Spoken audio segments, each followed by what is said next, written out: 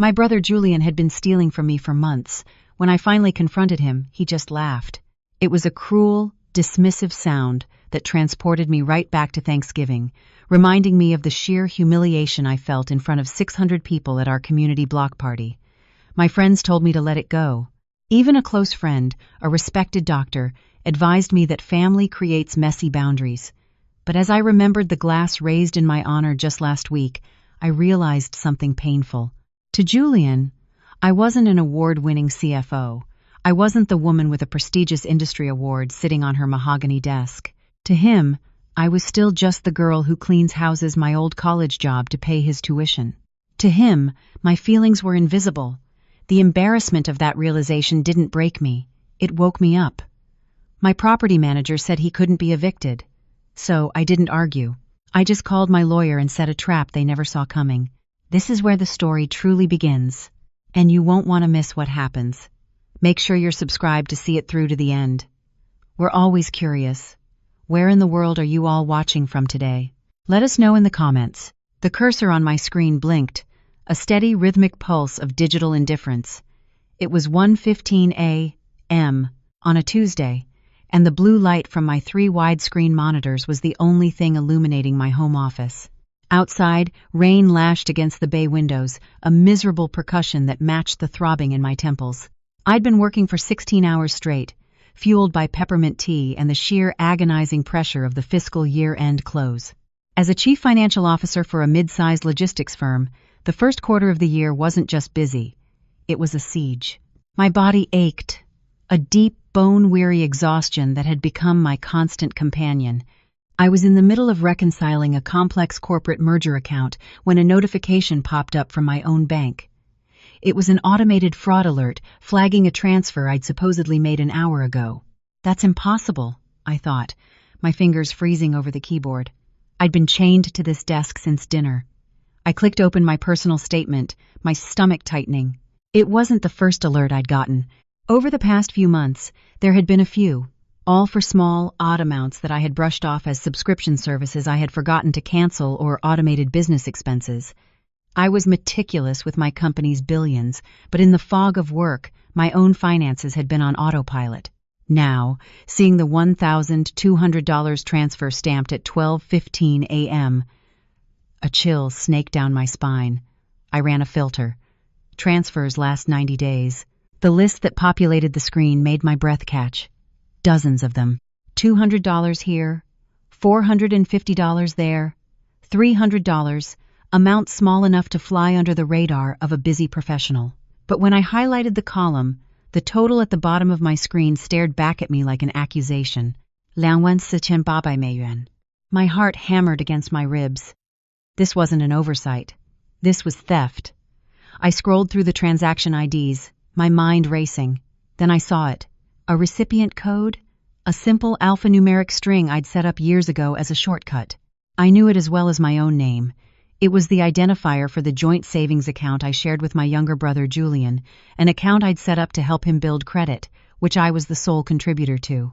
But these transfers weren't sitting in that account. They were from my primary checking, routed through that joint account, and then immediately siphoned somewhere else. He was using the shared account as a bridge, a digital laundry to muddy the waters. The room suddenly felt cold, the exhaustion evaporating into a sharp, vibrating shock. Julian, my baby brother, the one I'd practically raised after our parents passed, the one I let live in my second property, a luxury apartment in the Arts District, for a family rent that was barely a suggestion, one I hadn't even bothered to collect for the last 6 months. My first thought was that he was in trouble. Gambling again. Or loan sharks. I grabbed my phone, my fingers trembling as I dialed him. It went straight to voicemail. I tried again. Voicemail. A third time the same. Panic gave way to a cold, creeping dread. I pulled on a trench coat over my pajamas, grabbed my keys, and walked out into the storm. The drive to the Arts District was a blur of slick asphalt and the rhythmic times, thwack-hiss times of the windshield wipers fighting the downpour. When I arrived at the high-rise, I didn't bother buzzing the intercom. I used my owner's fob to bypass the lobby security and let myself into Unit 12A. The smell hit me first. Heavy sandalwood cologne mixed with the yeasty sweetness of vintage champagne. The lights were blazing. In the living room, surrounded by a fortress of orange Hermes boxes and black shopping bags from brands that even I, with my executive salary, hesitated to buy, sat Julian. He was 32 years old, yet he looked like a teenager who had just won the lottery. Beside him, curled up on the pristine cream boucle sofa I definitely hadn't purchased, was his new girlfriend, Sienna.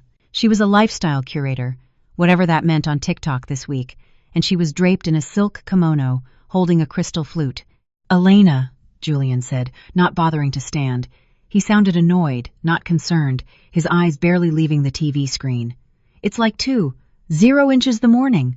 What is it?" "What is it?" I repeated, my voice shaking with a mixture of adrenaline and rain-soaked chill.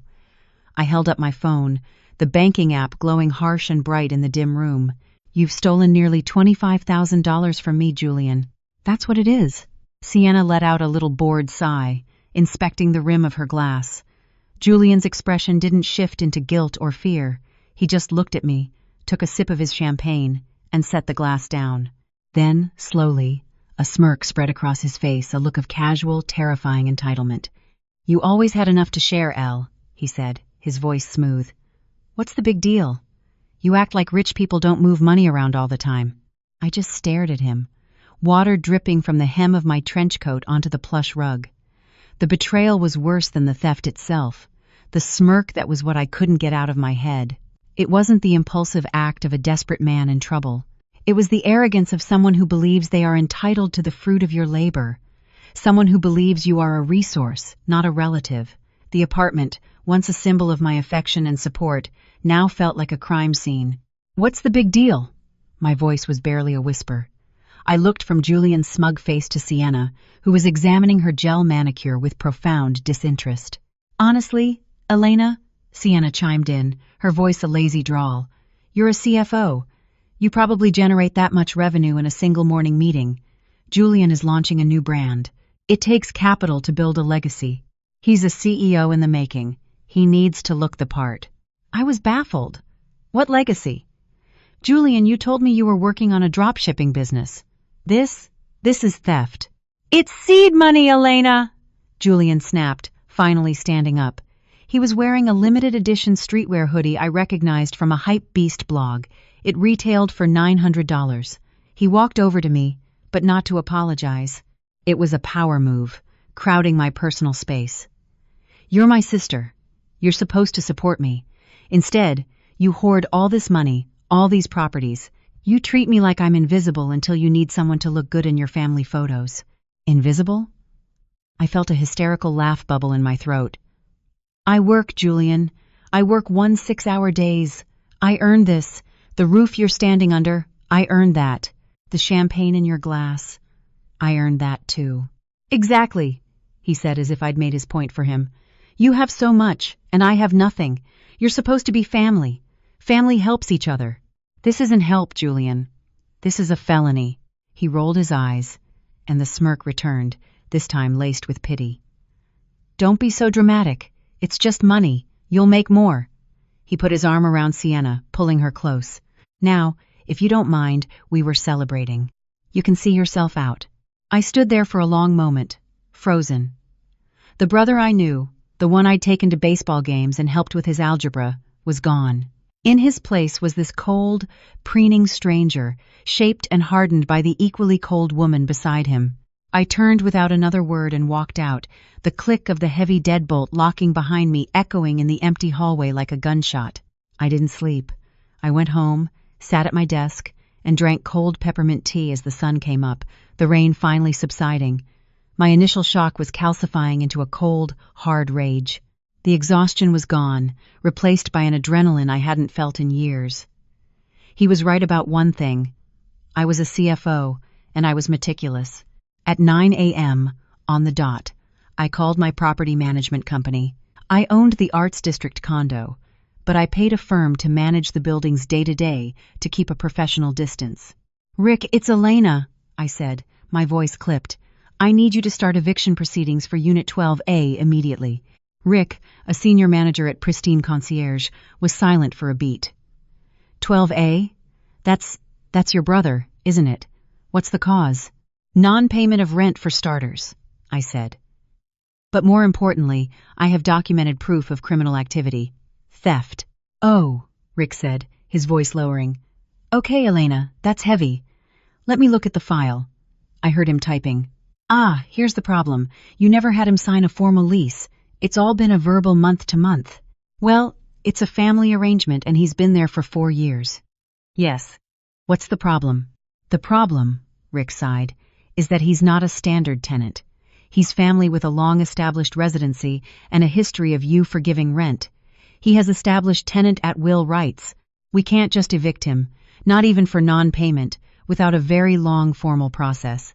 We're talking 6 to 9 months, maybe longer, especially if he fights it. And knowing the courts here, they hate evicting family. But the theft, I insisted, doesn't that void everything? You'd think so, Rick said, clearly uncomfortable. But without a signed lease that specifies illegal activity as grounds for immediate termination, and with him being your brother, the judge will see it as a domestic dispute, not a landlord-tenant issue. They'll tell you to take it to civil court. My hands are tied, Elena. We can't evict him. Not yet. Not like this. I hung up the phone, the world tilting. I couldn't throw my own brother out of my own apartment, even as he was actively stealing from me. I felt utterly powerless. Desperate for an ally, I called my 2 oldest friends, Sarah and Jen, on a group chat. I'd known them since business school. They were my rocks. I laid it all out. The late-night discovery, the $24,800, the smirk, the girlfriend, the eviction problem. I finished, expecting outrage on my behalf. There was a long silence. Finally, Sarah spoke. Wow, Elle, that's a lot. But 25,000? I mean, it's terrible. But are you sure you want to make him homeless over it? He's your only brother. I was stunned. He stole from me, Sarah. I know. Now, Jen chimed in, her voice gentle but patronizing. But you know Julian, he's always been irresponsible. And you? Well, you have so much. You just bought that new Tesla, right? Maybe you should just let it go. Change your bank passwords. Cut him off. But evicting him? That's so final. It's just money, Elle. You can't replace family. I stared at the phone. You're siding with him. We're not siding with anyone, Sarah said, suddenly defensive. We just don't want to see you tear your family apart. Think about what your parents would want. Just let it go. He'll learn his lesson when the money runs out. The betrayal was now absolute. First, my brother, and now my friends. They saw me as an endless, emotionless resource, a walking bank account. They saw my hard-won success not as something I'd built, but as a public well they could all drink from. I didn't argue. I didn't yell. I just stopped. A profound, icy calm settled over me. You're right, I said, my voice flat. It's a family matter. I have to go. I ended the call before they could reply. I sat in my office, the morning light now streaming in, illuminating the dust motes dancing in the air. They were all wrong. It wasn't just money. It was my work, my time, my trust, my life, and they had all forgotten one crucial thing about me. I wasn't just a sister. I was a CFO, and I kept impeccable records. For the rest of the day, I was numb. I canceled my client calls, citing a migraine. The silence of my house was a heavy blanket. Every tick of the grandfather clock in the hallway was a reminder of the conversation with my friends, their easy dismissal of my pain. Just let it go. The words echoed, layered over Julian's smirk. They thought I was overreacting. They saw me as the responsible one, the fixer, which I now realized was just a polite term for the family doormat. My mind drifted back as if pulling at a thread to see what would unravel. I thought about our parents. They had passed away far too young in a car accident when I was 23, and Julian was just 17. I had just graduated, just started my first job as a junior analyst. Suddenly, I was an orphan and a guardian all at once. Julian was heartbroken, a rebellious teenager lashing out at the world. I became his anchor. I put my own grief on hold, put my own life on pause while my friends were going out, dating, and traveling to Europe. I was attending high school parent-teacher conferences. I was teaching my brother how to tie a tie for prom. I was making sure he did his homework, that he ate, that he knew he wasn't alone. I paid for his first car, a used Honda that he totaled in 3 months. I paid for his community college applications 3 times for 3 different schools he dropped out of. I co-signed for his first apartment, and when he was evicted for noise complaints, I let him move in with me. When I finally started climbing the corporate ladder and bought my first duplex, I saw it as the perfect solution. I would live in one unit, and Julian could live in the other. It was a failure. He treated it like a frat house. When I finally saved enough to buy the Arts District condo building as an investment, I moved him there, hoping distance would force him to mature. I set the family rent at $600 a month just to teach him responsibility. I hadn't seen a dime of it in half a year. All those sacrifices, all those late nights, first building my career to support us, then building my portfolio to secure our future. I had done it all for him, for the memory of our family, and he had taken that devotion and lit it on fire just to warm his hands. And then there was her, Sienna. She had slithered into his life about 5 months ago. I'd only met her twice. The first time was at a family dinner I'd tried to host. She had arrived an hour late, smelling of expensive perfume, and had spent the entire evening taking photos of my food for her followers. She looked around my home, not with admiration, but with a calculating gaze like an appraiser. "This is a lovely house, Elena," she'd said, tapping a manicured finger on my quartz countertop. "It's amazing what you can get when you're, what is it, a bookkeeper?" "A CFO," I'd corrected, smiling tightly. "I manage the finances for a logistics firm." "Oh, right," she'd smiled, a flash of white teeth. "So, you must have assets." It was the way she said it, assets, that had made my skin crawl. It wasn't a question, it was a confirmation. The second time was when Julian had called me asking for a small business loan of $15,000. He had some vague idea about a drop-shipping business for high-end men's grooming products. I could hear Sienna in the background coaching him. "Tell her it's an investment, babe. Tell her she'll get equity." I knew a bad investment when I saw one. I also knew my brother.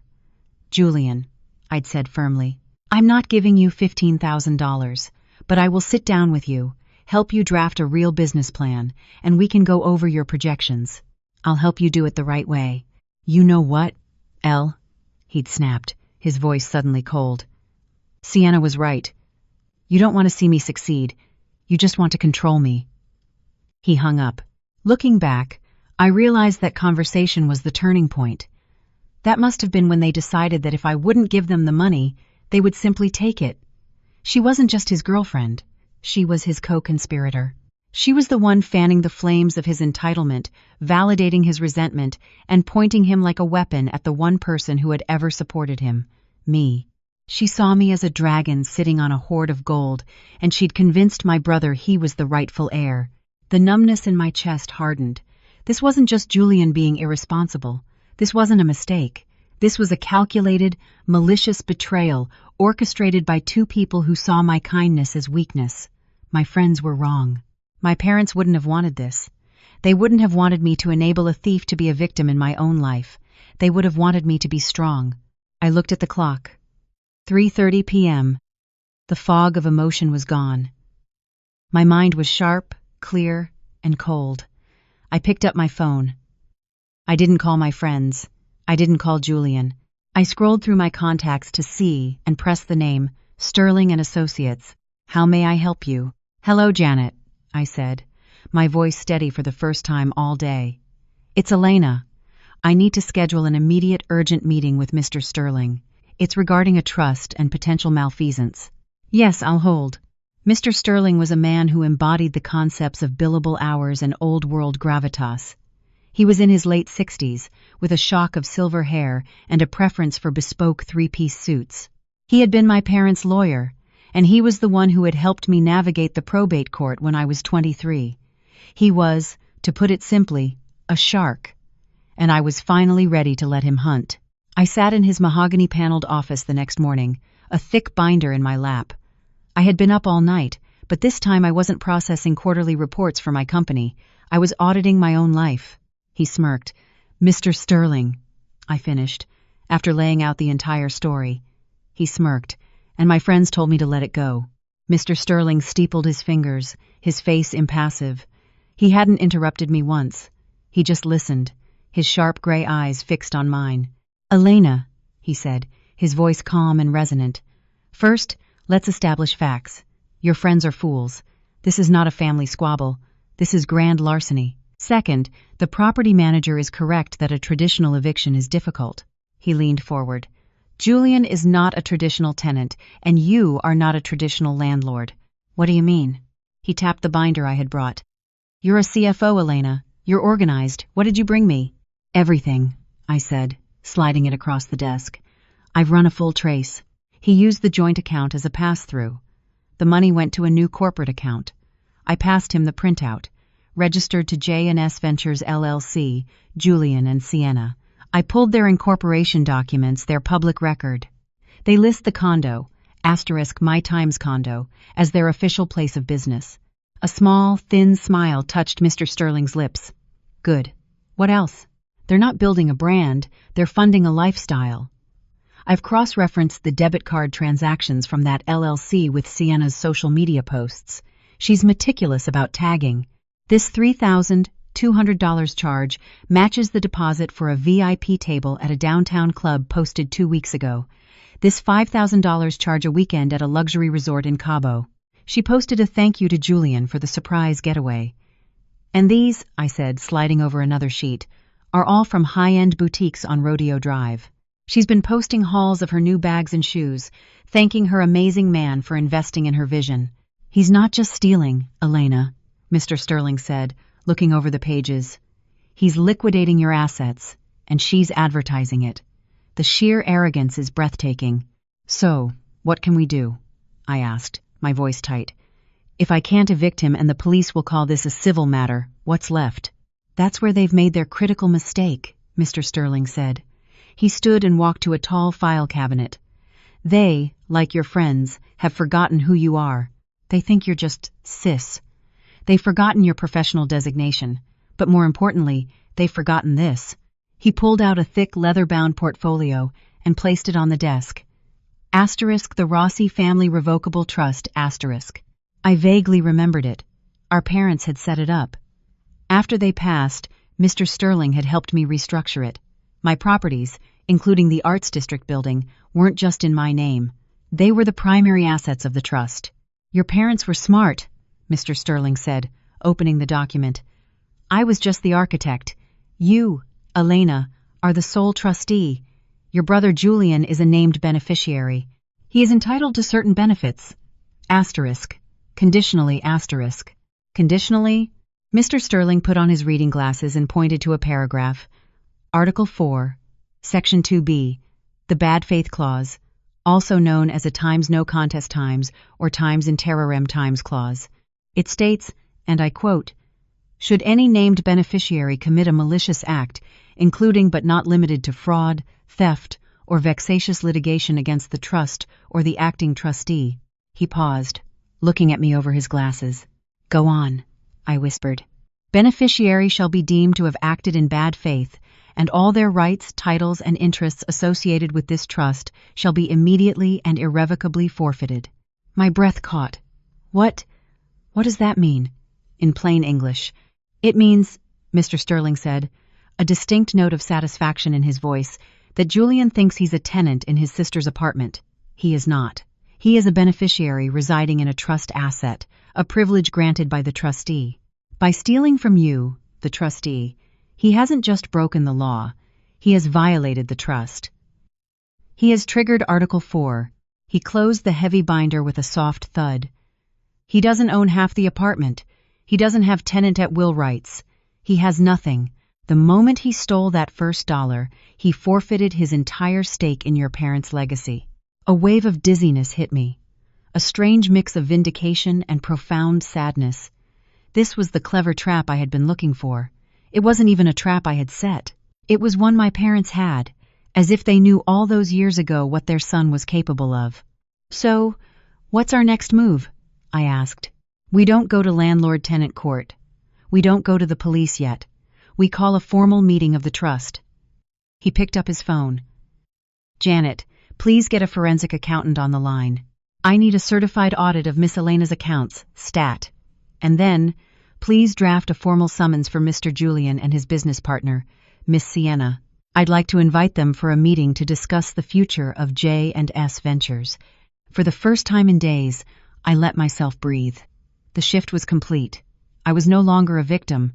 I was the trustee, and court was officially in session. The next 3 days were a masterclass in strategic precision. While I waited for the meeting, I became a ghost. I didn't answer Julian's texts, a few dismissive messages that showed up when he presumably noticed his new seed money account wasn't being refilled. I didn't answer my friends' calls, which had dwindled to a few half-hearted, "You okay?" texts. I let them all sit in the silence. Instead, I worked. I worked with Mr. Sterling. I worked with the forensic accountant he'd hired, a sharp woman named Sandra Whitfield, who turned my binder of amateur sleuthing into an ironclad 40-page report, complete with signed affidavits from my bank. Every stolen dollar was itemized, dated, and traced. The summons was delivered by a courier to the Arts District condo. It was brilliant in its vagueness. Asterisk, you are hereby summoned to a mandatory beneficiary meeting to discuss the status of the Rossi Family Trust and the assets therein, including the property at 125B Main Street, Unit 12A. Julian, no doubt seeing the words beneficiary and assets, must have thought this was his big moment. He probably assumed my tantrum was over and I was ready to negotiate, or even better, that I was so beaten down by my friend's let-it-go advice that I was prepared to give him more. The day of the meeting, I dressed with purpose. Not in my usual work attire of blazers and sensible flats. I wore a sharp black sheath dress, killer heels, and the pearls my mother had left me. When I looked in the mirror, I didn't see a tired, overworked sister. I saw the trustee. I arrived at Mr. Sterling's office 30 minutes early. Sandra Whitfield was already there, setting up a projector. The conference room was large and imposing, with a long, polished oak table that smelled of lemon oil and intimidation. We sat on one side. Mr. Sterling, me, Sandra. 3 empty chairs sat on the other. At 10:02 a.m., the door opened and they walked in. Julian was wearing a new suit, a size too tight, and looked smug. Sienna was on his arm, dressed in a bright red dress that was entirely inappropriate for a legal meeting, her phone already in her hand as if she might film this negotiation for her Instagram stories. They looked less like beneficiaries and more like a poorly cast reality TV duo. "Elena, Mr. Sterling," Julian said, striding in and taking the center seat. "Glad we could finally sit down and be adults about this." Sienna giggled. "Julian, be nice. She's obviously been very emotional." I said nothing. I just looked at Mr. Sterling. "Thank you for coming, Mr. Julian." "Miss Sienna," Mr. Sterling began, his voice pure ice. "We have a few items on the agenda. We will begin with a formal audit presentation. Miss Whitfield." Sandra nodded, and the projector whirred to life. The first slide was a simple title: Asterisk Forensic Audit of Unauthorized Transfers. Rossi Trust Assets. Asterisk. Julian's smirk faltered. "What is this? I thought we were here to talk about the trust." "We are," Mr. Sterling said. "Please hold your questions until the end." For the next 10 minutes, Sandra Whitfield walked them through every single transaction. Every transfer, every date, every corresponding charge from the J&S Ventures account. The $900 streetwear hoodie. The $5,000 Cabo luxury resort weekend. The $3,200 club deposit. The $1,500 for a set of Louis Vuitton luggage Sienna had posted on her social media 2 days ago with the caption, "Manifesting Abundance, CEO Vibes." With each slide, Sienna's face paled, the color drained from Julian's. The smugness was replaced by a twitchy, rodent-like panic. "The grand total of misappropriated funds," Sandra Whitfield concluded, clicking to the final slide, "is $68,450.92. Julian slammed his hand on the table. "This is ridiculous. It's a setup. That was seed money. Elena gave me that money." "Did she?" Mr. Sterling asked mildly. "We have a sworn affidavit from her stating she did not. We also have the bank's fraud report. But that is, for the moment, beside the point." "What do you mean beside the point?" Julian blustered, trying to regain control. "This is a family matter. You can't audit me." "So what? It's my money, too," he shouted. "That condo, the trust. Our parents left it to both of us. So I took my half a little early. Big deal." Just take it out of my half of the apartment when you sell it. This was it. The moment. I leaned forward, my voice low and clear. That's where you're wrong, Julian. You don't have a half. Julian laughed, a high-pitched, nervous sound. What are you talking about? Of course I do. It's our family trust. Mr. Sterling slid a single leather-bound document across the table. It was the trust. He had it tabbed to Article 4. Please read Article 4, Section 2B, Mr. Julian, Mr. Sterling instructed. Julian stared at it, his lips moving silently. I watched his eyes scan the page, then scan it again, the comprehension dawning with agonizing slowness. What is this? He stammered, looking at Sienna, who was now staring at him with open horror. I don't understand this lawyer talk. Allow me to translate, Mr. Sterling said, standing. It's a bad faith clause. It means that the moment you stole from the trustee your sister, you violated the terms of the trust. It means that all your rights, titles, and interests are, and I quote, immediately and irrevocably forfeited. He let the words hang in the dead, silent air. You're lying, Sienna whispered, her voice shaking. She was looking at Julian. Tell me he's lying, Julian. This is a trick, Julian shouted, his face purple. You can't do this. I'll sue you. I'll sue you both. I'll tell everyone what she did. Sued for what? Mr. Sterling asked, unfazed. For enforcing the legal document your parents created? And what will you tell everyone? That you are a thief and that your actions had consequences? Please, be my guest. We have a police report filed and ready to go. Julian shot to his feet, his chair scraping violently against the floor. You witch, he spat at me. After everything I did, after everything.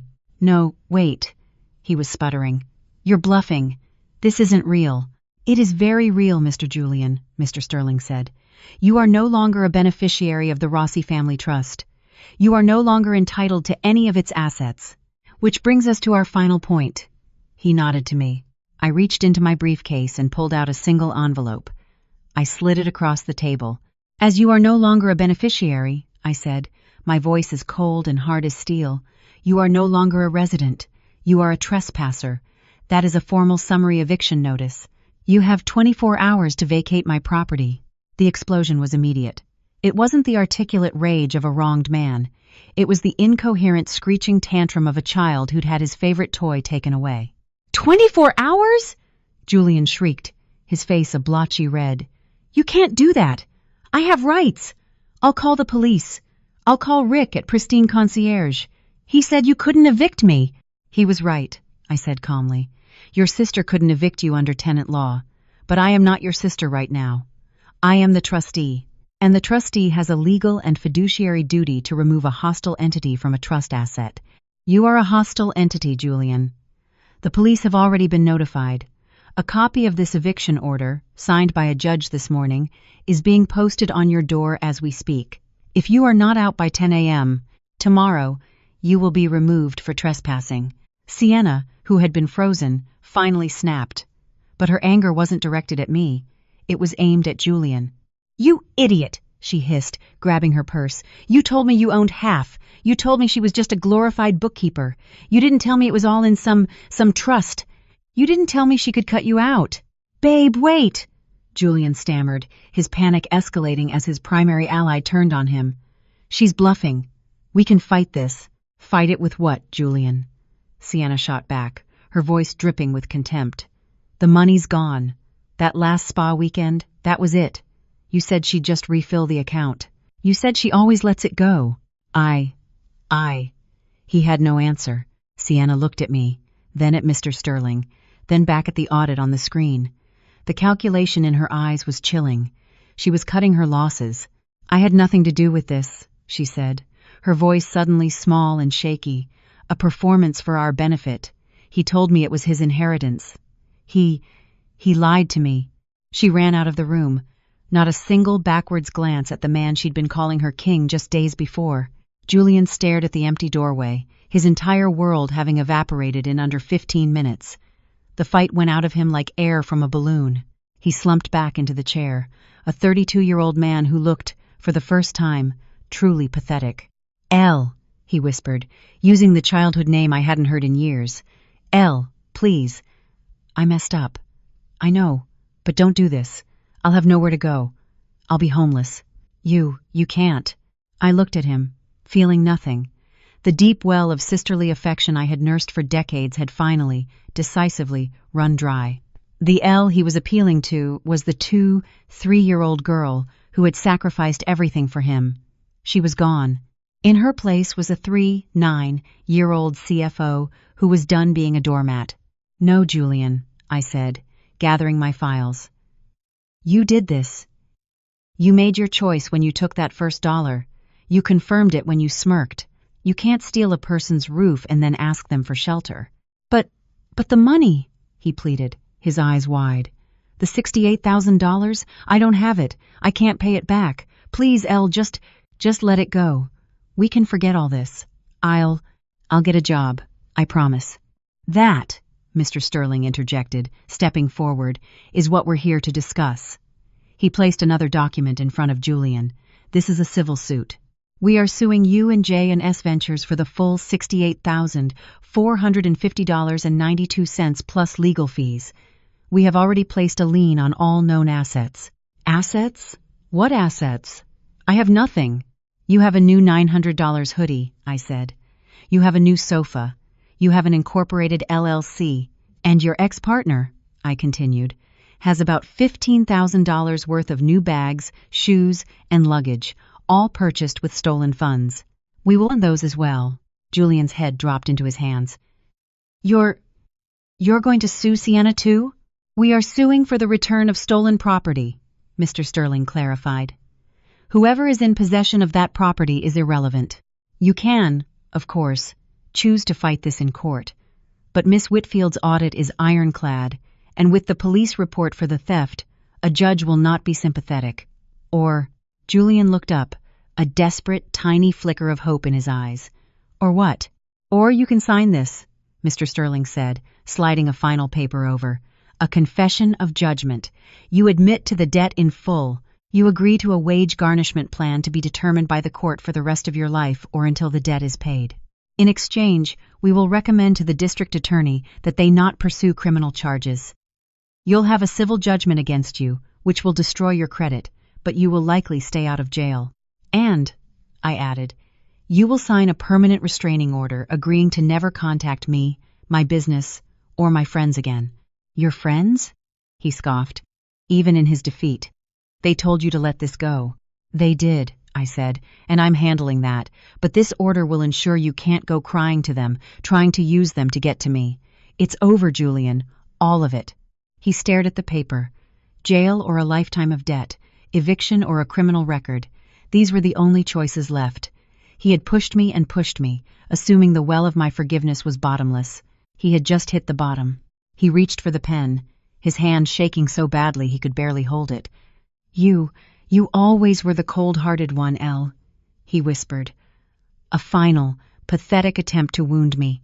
No, Julian, I said, standing and smoothing my dress. I was always the responsible one. You just never understood what that meant. He signed the paper. Mr. Sterling and Sandra Whitfield witnessed it. The trap was sprung. The case was closed. The next morning at 10:01 a.m., I stood on the sidewalk across from the condo building. A large white moving van was parked at the curb. Julian was hauling boxes of his things out, his movements sullen and slow. There was no sign of Sienna. He was completely, utterly alone. A locksmith's van was parked behind him. A man Rick from Pristine Concierge had coordinated. Mr. Sterling was there too, observing to ensure the court order was followed. I watched as Julian struggled with the new sofa, the one he and Sienna had lounged on. He couldn't get it through the door. After a few minutes of pathetic shoving, he gave up, abandoning it in the lobby. He came out with a duffel bag, threw it in the back of the van, and slammed the door. He saw me. I didn't wave. I just stood, my arms crossed, watching. He glared at me, his face a mask of impotent rage.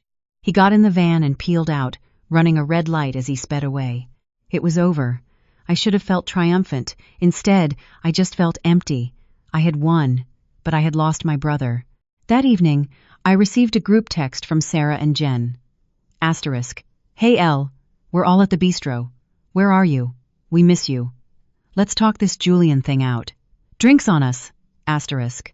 The casualness of it, the smiley face after they had so thoroughly dismissed my pain it broke the dam. The emptiness filled with a clean, cold anger. I drove to the restaurant. I saw them through the window, laughing. I walked in. Elle, Sarah said. Oh, thank God. Sit. I can't stay, I said. Oh, Jen said, her voice laced with that gentle, placating tone. Elle, honey, don't be like this. We know you're upset, but if you just— Julian is gone, I said, my voice cutting through the restaurant's murmur. I evicted him. This morning. I also served him with a civil suit for the $68,000 he stole. He will be paying me back with interest for a very long time. They stared at me, shocked. You evicted him? Jen whispered. But he's your brother. I don't know where he went, I said. And for the first time in my life, I truly do not care. That is no longer my problem. Elena, that's so cold, Sarah said. I can't believe you'd do that over money. You're right, I said quietly. It is cold. But I learned something from you too. You dismissed my pain because it was easier for you. You didn't want to deal with my drama. You wanted me to be the same old reliable Elle who absorbs the damage and pays for the wine. You weren't my friends this week. You were his enablers. I placed 3 $20 bills on the table. That's for my share of the wine I'm not drinking. I'm letting it go, just like you suggested. All of it. You, him, the entire Just Let Elle Handle It club. I turned and walked out, leaving them in stunned silence. As the door swung shut, I didn't feel empty anymore. I felt light. The weeks that followed were quiet. My phone was finally still.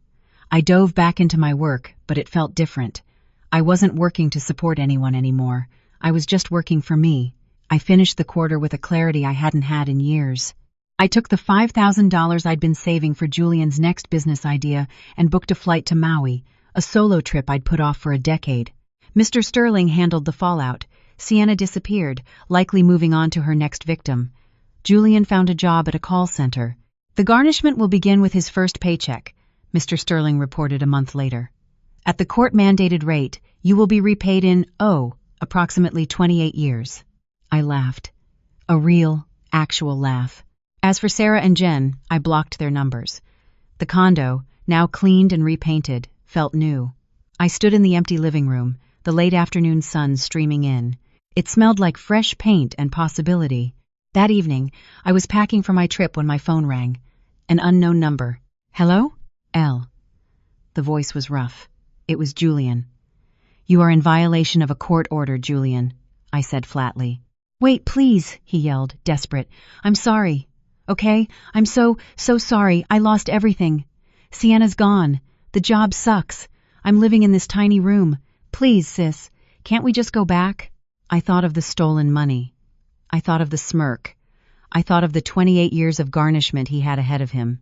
There is no back, Julian, I said. This isn't a mistake you get to apologize for. This is who you are. You need to learn to live with your choices. I am learning to live with mine. I ended the call. I blocked the number. I zipped up my suitcase, walked out my front door, and drove to the airport. I didn't look back. Tên phần nhỏ, tổng số từ, phân tích ngôi kể, phong cách, phân tích nhịp đọc, phân tích nhịp câu, phân tích giọng kể, phân tích tông, cảm xúc, phân tích thủ pháp, PNM, 9 The Friends The Resolution, 815, ngôi thứ nhất, phong cách chữa lành, healing và giải thoát, nhẹ nhàng, bình thản, mở rộng về không gian và thời gian, câu văn mượt mà, giàu hình ảnh biểu tượng ánh nắng, chuyến đi, bình yên, tự do, giọng kể của người đã vượt qua bão tố, hạnh phúc, tự tại, sự trưởng thành về mặt cảm xúc. Symbolism chuyến đi Maui, chặn số điện thoại là biểu tượng của sự giải phóng,